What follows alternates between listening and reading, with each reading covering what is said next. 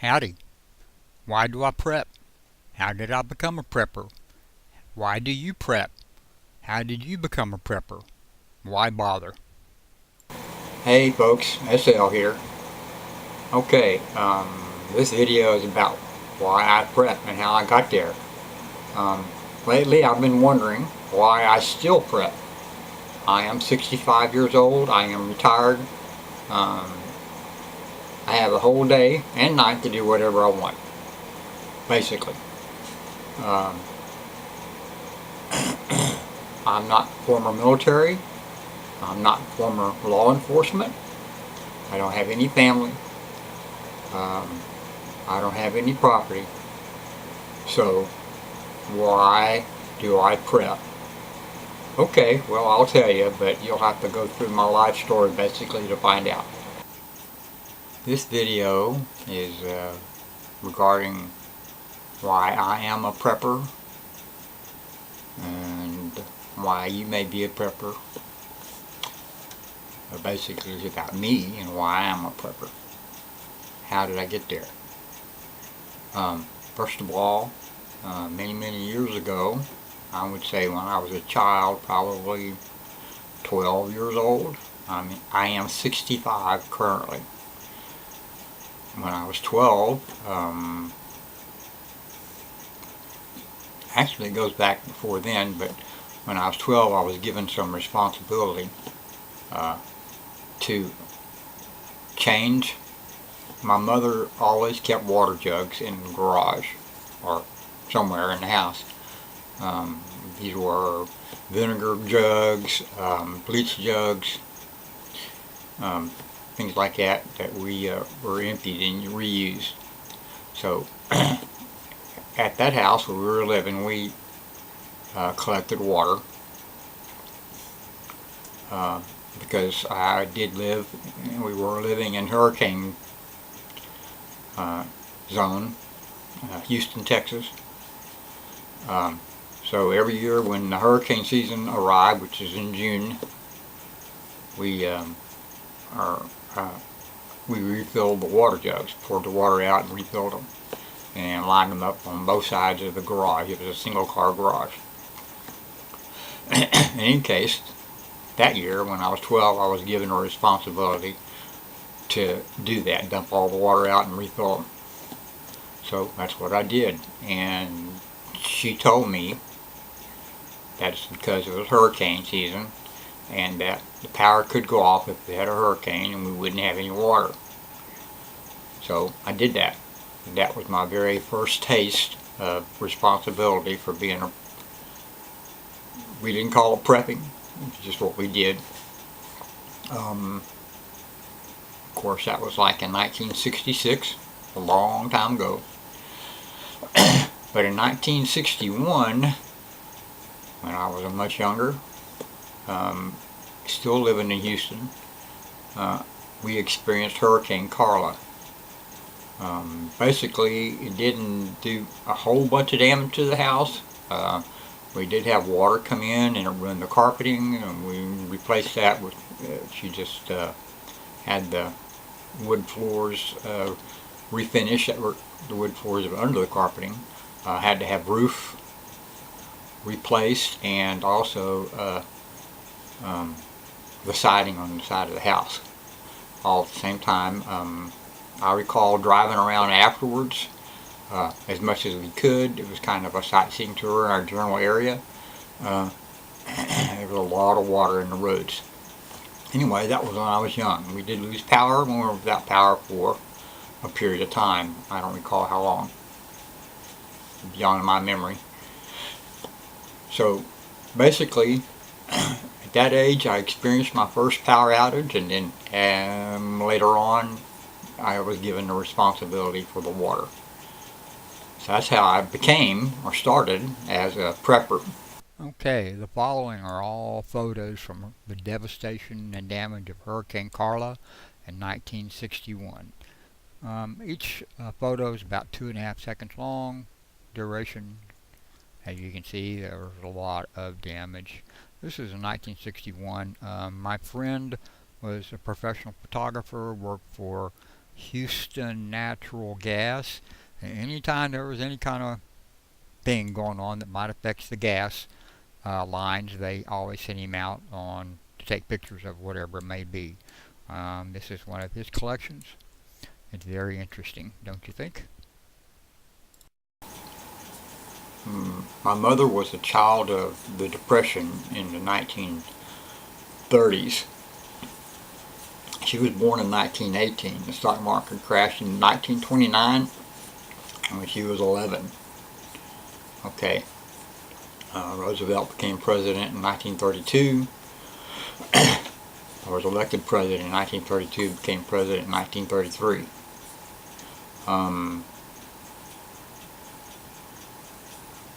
That's Franklin D. Roosevelt, for those of you who don't recognize the name and the time period together.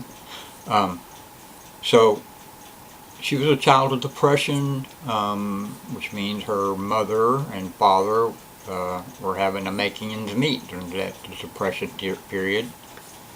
My grandfather did all kinds of things. He was a night watchman. He mowed lawns. In fact, one time I inherited his .38 special revolver through my mother. She received it and then I got it later. Basically, it was my first firearm. Well, no, I had a .22 rifle before that, but in any case, it's my first revolver, my first handgun. But since my mother grew up in the Depression, she also had prepping in her blood. I told you about the water. She also kept on hand boiled sheets. That is, she boiled them. They were boiled in water, which means they were sterilized. And then they were stashed away in a closet, in the hall closet. I remember asking her about them one time. Plus she had other first aid supplies. It seems that my father's father, which passed away long before I was born, was injured in a sawmill accident in East Texas and basically lost his arm, and he almost bled out. So I always had that on her mind about bleeding, massive injury, trauma. They didn't call it any of that back then, but anyway, that's what it was. So she had first aid supplies, and we kept a good supply of canned goods in the house. We also had a storage cabinet in the garage, a metal one, not very big, but it was full of canned goods. So we were stashing canned goods.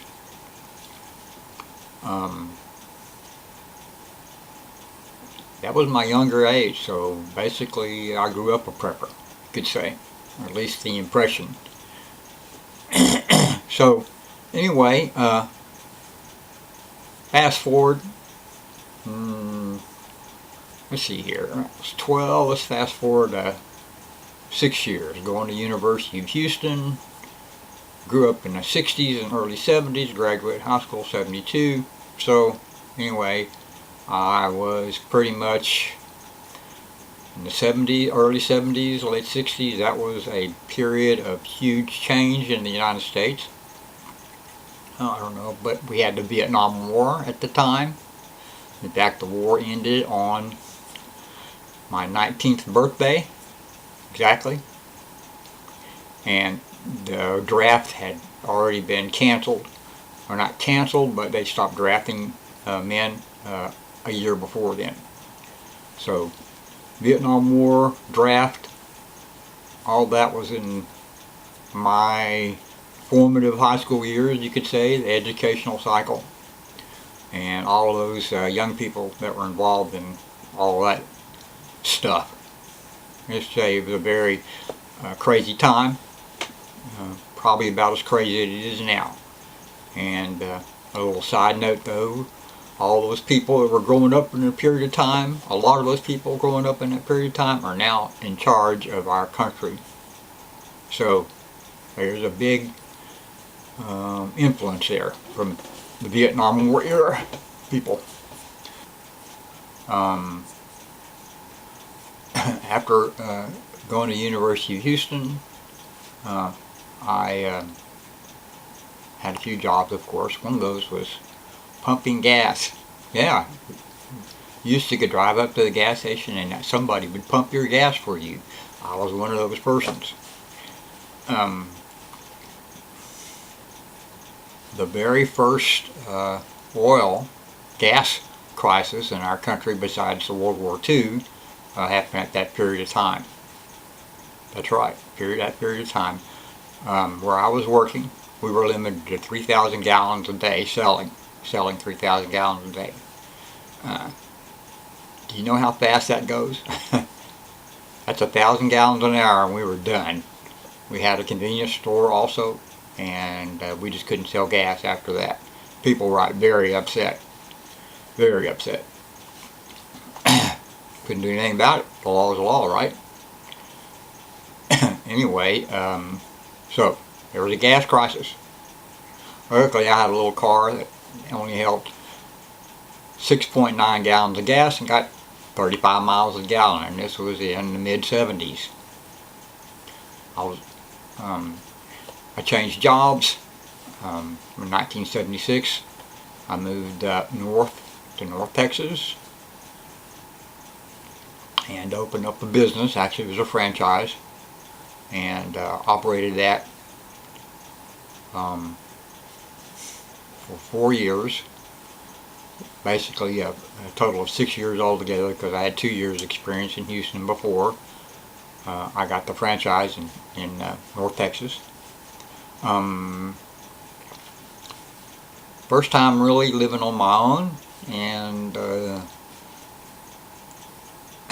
was a very interesting period of time.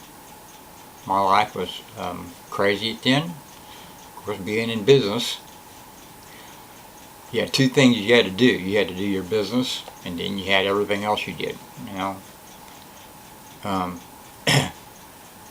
I ended up selling the franchise and going into another business which involved a lot of travel all over the country. I did that for 12 years. So that was very interesting. During that period of time, I tried to carry stuff with me when I was traveling that would help me get along. I did some of that by motorcycle, I did some of that in car, and I did a lot of it. We rented a lot of cars for the wear and tear aspect.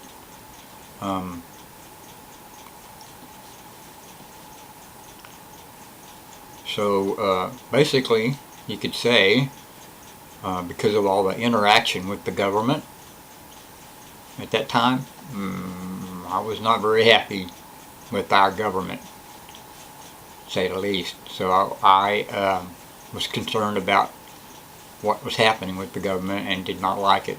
So at that point in time, I actually became what they called at that point in time a survivalist. I'm a survivalist now at that point. Excuse me, at that point. Bought a couple of guns, handguns. I acquired a 22 long rifle.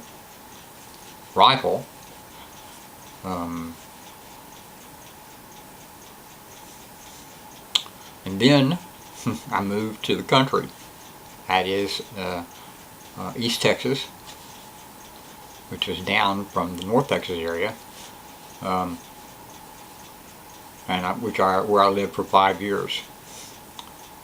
Okay, during that period of time, I very much enjoyed wandering around the countryside. I lived 10 miles from the nearest town, 5 miles from a state prison. How about that? So, being that far, well, I guess that's not really far compared to some people, but being that far from the closest place to buy food was required me to buy extra stuff, of course. Part of that time, all I had was motorcycle for transportation. It's kind of hard to buy a lot of groceries on a motorcycle, but I managed to get it home, backpack. The bike had a trunk on it, so I filled that up, get things home, used powdered milk. Everything was powdered or canned or boxed for my food collection. And then came along a great big flood. What happened was it rained a lot up in North Texas, and the river that went from there came down to a mile from my house. And believe me, it wasn't raining there at my house, but we got all that rain that came down from North Texas. And my house ended up underwater for 10 days, basically ruined everything. I happened to be out of town at the time when it flooded. I had several dogs. I lost a couple, I rescued a couple, and the only way to get there was by boat. I lived in a mobile home. The mobile home was 3 foot off the ground. The water was halfway up the wall. So that's about, what, 8 feet thereabouts of water. Anyway, luckily I had flood insurance, and I cashed out on that. By the way, if you live in a flood zone, I recommend flood insurance. It will save you a lot of heartache. You may not ever use it, but it's not that expensive either. The one time you do use it, it will pay off. Paid off the mobile home, gave me some cash, and I was able to start over. Some people didn't get to do that. So anyway, during this time, I read a lot of books. Of course, television reception, there was no cable. Television reception was very horrible. Had one channel. Watched a lot of soap operas. But I also read a whole lot. And I read the book, The Survivalist by Jerry Ahern. I don't know if you've ever read that series of books. It was excellent, though. Jerry Ahern died recently, but he was a wonderful writer. Okay, Jerry Ahern was a very good writer of that kind of fiction. My library, there was a library in town 10 miles away. Actually, I helped them move from a temporary building to their permanent building and stock shelves for them. But the library was probably my main source of entertainment.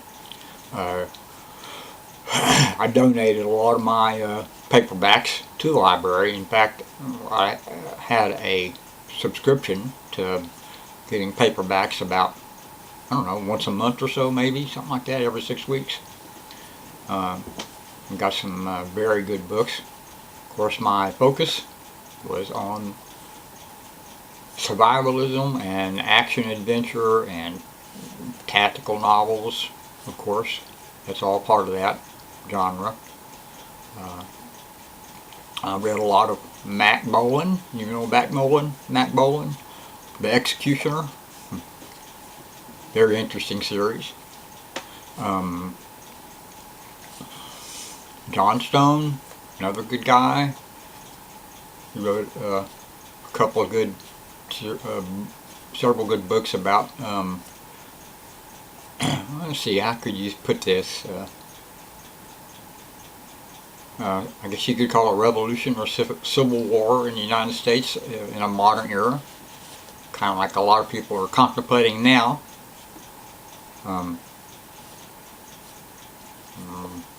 So that was very interesting. Anyway, all that had some formative points for my survivalism at the time. I had what a lot of people call LBE gear these days, web belts, suspenders, butt pouch with a lot of survival gear in it, magazine holders. I bought a Mini 14 for a rifle. Unfortunately, it was stolen. It was stainless steel and wood. It was beautiful. Not very tactical, but it was beautiful. It was a semi-auto, of course. Ruger Mini 14. Actually, it was stolen from my mobile home. I ended up getting a second one. I had insurance, remember? So I bought a second one and actually kept that in my car. So, Texas at the time, there was no carry permits. You couldn't get a concealed carry license or anything, but you still were allowed to carry guns in your car, handguns, and long rifles, long guns, in your car. If the handguns had to be concealed, rifles did not. In fact, I have a little story, quick one. I was actually traveling back and forth to Houston, which was about 100 miles away from where I lived, working back and forth, and the highway speed was, let's see here, I think it was still 55 miles an hour at the time, but the side road, you had to drop down to 40 when you exited the freeway. I did not. I was cruising, it was the middle of the night, and I just didn't drop down quick enough, really. And a state trooper, DPS, pulled me over, and first thing they asked me was, did I have any weapons on me, personally? And I did not, so I answered that way. I told them I had a pocket knife in my pocket, and that was it. So there was no problem. They wanted me to open the trunk of the car. I opened the trunk of the car. I had my Mini 14 in there, and I had my shotgun in the back seat. Basically, they just ran the serial numbers on the two long guns, gave me a warning, and sent me on my way. I did not get a ticket. Texas, no problem carrying your long guns. That's funny because I forgot about my .22 pistol under the front seat, my seat, driver's seat. They never searched the car. They didn't search the trunk. I just told them I had the shotgun in the back seat and the rifle in the trunk. So that went well. Got a warning ticket, and I got a great big respect for the Texas DPS at that point in time. State troopers of Texas are wonderful. By the way, just in case you're wondering, they recruit Texas Rangers from the Texas DPS. Texas Rangers are basically the, they have a storied past, all the way back to pre-statehood days, but these days are more of a detective service for the state of Texas. They investigate all kinds of crimes, including police brutality crimes. That's their job. They don't have a uniform unless you want to count their Stetson as their uniform. You've all seen Walker, Texas Rangers. They wear Stetsons. I know this is a long video. I'm going to use it as my intro video to my channel. I have never done that.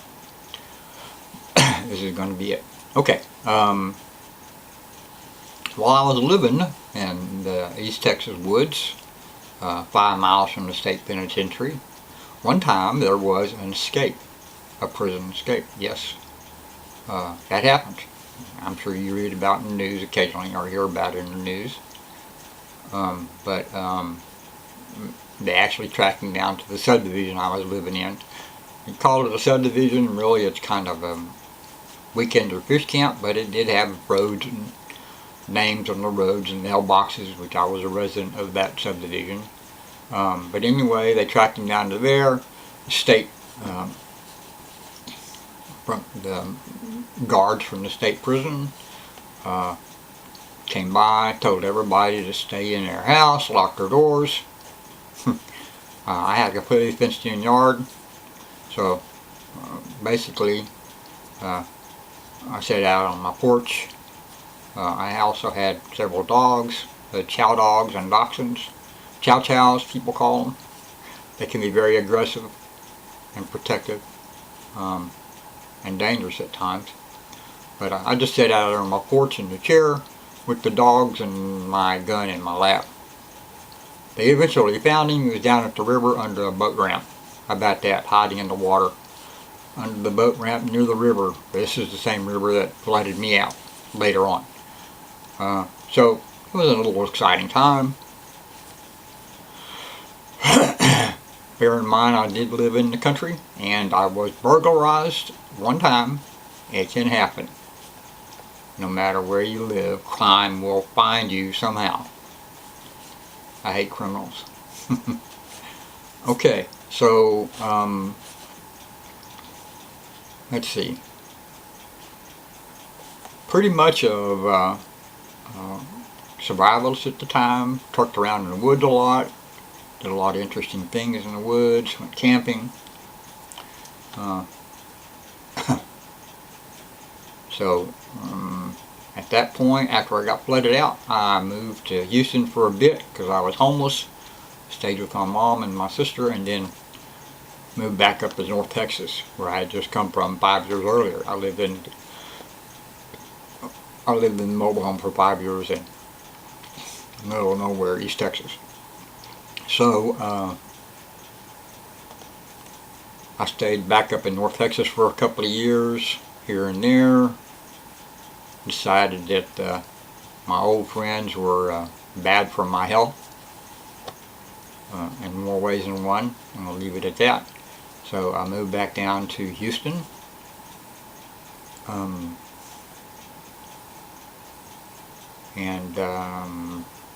Let's see here. Oh yeah, became worked with our dog, a canine security guard company. I was a dog handler, kennel help as well. We had some very big, mean dogs there. I don't know if you can see it on camera, but I have a souvenir. My hand almost got taken off by a Rottweiler. Was off from work for 2 months for that. Being right-handed, that was very handicapping.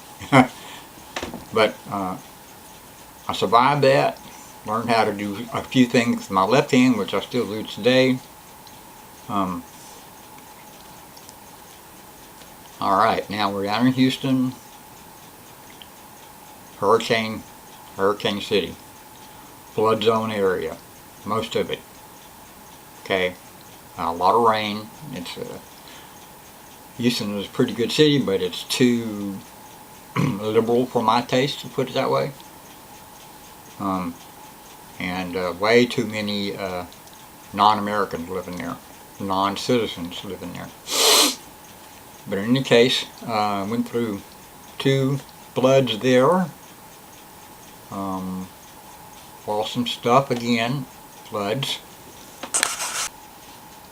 Alright, during that period of time living there, also Comrade Bill Clinton was elected, and those folks decided that assault weapons were bad, quote unquote, assault weapons, unquote, were bad for the country, and got a law passed banning those certain types for 10 years. Luckily they put a sunset clause in there. That was a smart thing they did. I think the GOP Republicans had something to do with that. They wouldn't support it at all. And they shouldn't have anyway. But that really got me mad at the government. The government has no business messing around with our Constitution and our Bill of Rights, which is the Second Amendment, is, keep and bear arms amendment. So don't trust the government, folks. They will screw you up when they get a chance. We're about to see some more of that here, I think. But in any case, moved away from that house. Moved out. Okay. Moved away from that house where I was living, and moved to an apartment on the west side of Houston, a 3-story apartment. I don't like apartments, but it was a good choice at that time. During that period of time, Tropical Storm Allison, that was early in the, actually it was first day of hurricane season. Tropical Storm Allison came ashore in Houston, stayed around for about 6 days, moving around here and there, and dropped 4 feet of rain in some areas of. Okay, so we dropped 4 feet of rain, flooded the city in a certain area. A lot of people lost their lives, property, and basically had to be rescued. Big time. Okay, at that point, I moved to a 3-story apartment in West Houston. Uh, Actually, I moved before then, but in any case, I was living in a 3-story apartment. This is a huge apartment complex with thousands of people, well, maybe a lot of people. It was a large complex, and I was on the 3rd floor. One and only time I'm glad I was in an apartment on the 3rd floor, because when that tropical storm Allison dumped all that rain, where I was, we just basically got a few inches of standing water, and I could still actually walk my little dachshund. Dachshunds have short legs. That's a good thing. I think the water was coming up to her belly though, so it was deep for her, but not deep deep. I moved from there to a friend of mine, to live with a friend of mine who I'd known for many years, since 1972. He's the father of one of my girlfriends. Very good, nice guy, a professional photographer in Houston, and I retired at that point, but still very much into photography, and of course I learned a lot from him regarding that. And lastly, he really loved the software, Photoshop, because his favorite thing to do is to restore old photographs. So he used that software to restore millions of old, no, I'm going to say millions, a lot of old photographs. In fact, I have some photos on my computer from Hurricane Carla, which I think I have already attached or put in this video. I lived with him for 15 years, like I said. He passed away a year ago. The last 3 years of his life, I was basically his caregiver. He had congestive heart failure, and at the end there, it was not pretty. But in any case, he was a good guy, and I'm glad I knew him, and I'm glad I was there to help him when he needed it, because he helped me when I needed it. Alright, after I moved from there, and I had to move because that was his house, I moved to Central Texas, where I am now, renting a room from a nice woman.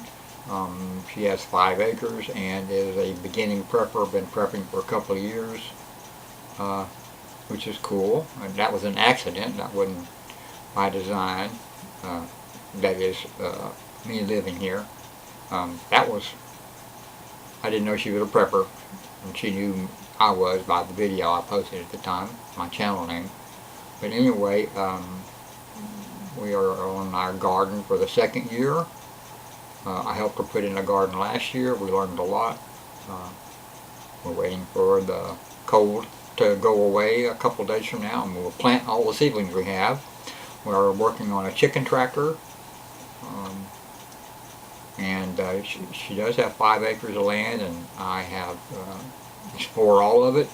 I've even camped out in the back part of that property a few days. It's one of my great places to visit. All the area has farms and ranches. The area around, I live in the county, not in the city. The nearest city is 5 miles away. I'm sorry, it's 2 miles away. They have no supermarkets or grocery stores of any kind there. They don't even have a gas station. But there's another town that's 5 miles away. I kind of live between them, that has all that. Plus Wally World is like 12 miles away. But anyway, so that's where I am now. Basically, I'm a prepper now. I don't have any family, so, and basically no property. I'm a prepper now because I think we're about to experience a tremendous upheaval in our government and our country. There are going to be people, they're going to need people. The country will need people who are ready to help to put it back together. And I am of a strong belief that we need to be a very constitutional country with our constitution we have. Maybe we need some amendments to it, but we need to get back to a balanced budget and spending less than our means.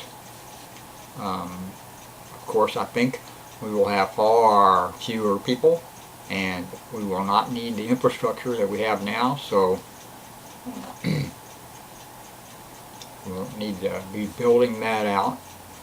And basically we'll get back to